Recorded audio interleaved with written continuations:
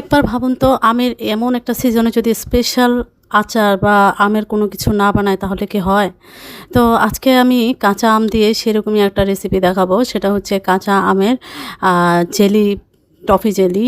তো সেটা বাচ্চারা খুবই পছন্দ করবেন। নরমালি বাচ্চারা আচার খাক আর না খাক এটা আমার মনে হয় পছন্দ করবে না, ছোট থেকে বড় এমন কোনো মানুষ নেই।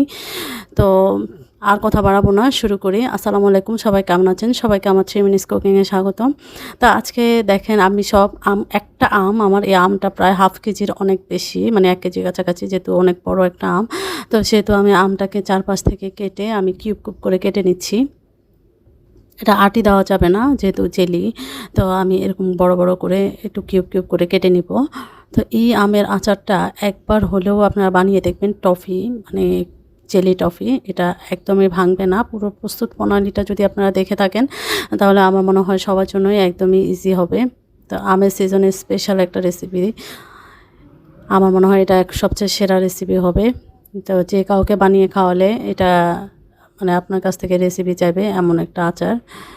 বাচ্চাদের জন্য আপনারা ফ্রিজে সংরক্ষণ করতে পারবেন অনেক দিন। তা আমার সব আমগুলো কাটা হয়ে গেছে, দেখেন অনেকগুলো আম হয়েছে একটা আমেই।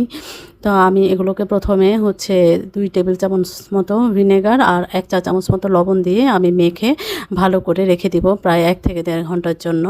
কারণ এটা হচ্ছে যে আপনার মেখে রাখলে কালচে অংশটাও চলে যায়, প্লাস আবার আপনার যে আচার বানানোর সময়, টফিটা বানানোর সময় যে ভাঙে, ওটা ভাঙার সম্ভাবনা থাকে না, যেহেতু এটা ভিনেগারটা লেগে যায়। তা আমি যদিও অবশিষ্ট পানিটা আর শিরায় দেব না, এই জন্য হচ্ছে আমি এভাবে মেখে 1 থেকে 1.5 ঘন্টার জন্য রেখে দিব। রেখে দেওয়ার পরে এরপরে আমি পানিটা, এক্সট্রা পানি যেটা বের হয় সেটা আমি ফেলে দেব, আলাদা করে নিচ্ছি। দেখেন আমি পানিটা সেকে মানে পানি থেকে তুলে সবগুলোকে আমি আলাদা করে নিব। পানিটা দেওয়ার দরকার নেই, কারণ এটাতে একটু আমের একটু কষ বের হয় বা একটু টকও বের হয়, এই জন্য আমি মানে পানিটা ফেলে দেই, এক্সট্রা পানিটা। তো আমি একটা মূল রেসিপিতে চলে যাচ্ছি। সেটা আমি চুলায় একটা প্যানে, যেটা ননস্টিক প্যানে আমি 1 কাপ পানি এবং 1.5 কাপ চিনি দিয়ে দিলাম। তো আমার কাপটা অনেক বড়, তো ওইটা এই কাপে আমি 1.5 কাপ, মানে এই কাপে না, মানে মেজারমেন্ট কাপ হিসাব করলে আপনার 1.5 কাপ চিনি হয়ে যাবে। আর খেয়াল রাখবেন আমটা যদি বেশি টক হয় সেক্ষেত্রে আর একটু চিনি লাগবে। তো এটা যখন আমি চিনি সহ পানিতে ভালো করে মিক্সড হয়ে যাবে, ফুটে যাবে ভালো মতো, তারপরে আমি আমগুলো এখানে ছেড়ে দেব। তো আমগুলো দিয়ে হচ্ছে আমি মানে ভালো করে কাঠের সাহায্যে এদিক ওদিক নেড়ে দিচ্ছি, চারপাশ থেকে নেড়ে দিচ্ছি। তারপরে এখানে আমি 1 চা চামচের একটু কম আমি লবণ দিয়ে দিলাম। লবণ দিয়ে এরপরে আমি এটাকে ঢেকে রেখে দিব।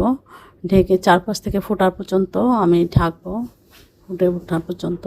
দেখেন ফোটার পরে কিন্তু একটু পানি বের হয় আরও একটু। তো এভাবে যখন ভালো মতো ফুটে যাবে তখন আমি আর একটু নেড়ে চেড়ে এখানে 1/2 কাপ মতো ভিনেগার দিয়ে দিচ্ছি। ভিনেগার দিয়ে এভাবে হচ্ছে আপনাকে প্রথমে হচ্ছে মাঝারি আঁচে অনেকক্ষণ রান্না করে, তারপরে একটু চুলার আঁচটা হাই হিট করে, যখন কমে আসবে চিনির শিরাটা তখন হাই হিট করে আমি চিনিটা কমিয়ে ফেলবো। কমিয়ে ফেলার পরে হচ্ছে দেন আমি যখন গায়ে গায়ে চিনির শিরাটা লেগে যাবে তখন চুলার আঁচটা লো করে আমি চারপাশ থেকে নেড়ে নেড়ে এটাকে আরও একটু রেখে, এই যে দেখেন এই অবস্থা আসলে তখন চুলাটাকে আমি হচ্ছে লো করে দেবো। না হলে হবে কি তলায় পুড়ে যাবে, কালারটা নষ্ট হয়ে যাবে। চিনিটা যখন ঢুকিয়ে যায় তখন আর বেশি চুলার আঁচ বাড়ানোর দরকার নেই। তো দেখেন আমার এটা আমি নামিয়ে নিলাম, আমার এটা রেডি একদমই। টফিটা কত সুন্দর একটা কালার এসছে, কাঁচা আম কিন্তু কালারটা কত সুন্দর এসছে দেখেন। আমি কোনো ফুড কালার ইউজ করিনি, কোনো কিছুই ইউজ করিনি, ন্যাচারালি আমার এটা এই কালার এসছে। তো আমার এটা কেমন লাগছে আপনারা একটু কমেন্টস করে জানাবেন। আর আপনারা যদি বানিয়ে খেয়ে থাকেন তাহলেও কমেন্টস করে জানাবেন যে এটা কেমন হয়েছে। দেখেন কি পরিমাণ জেলি হয়েছে, আমি একটা তুলে দেখালাম। তো সবাই ভালো থাকবেন, আমার জন্য দোয়া করবেন। আল্লাহ হাফেজ।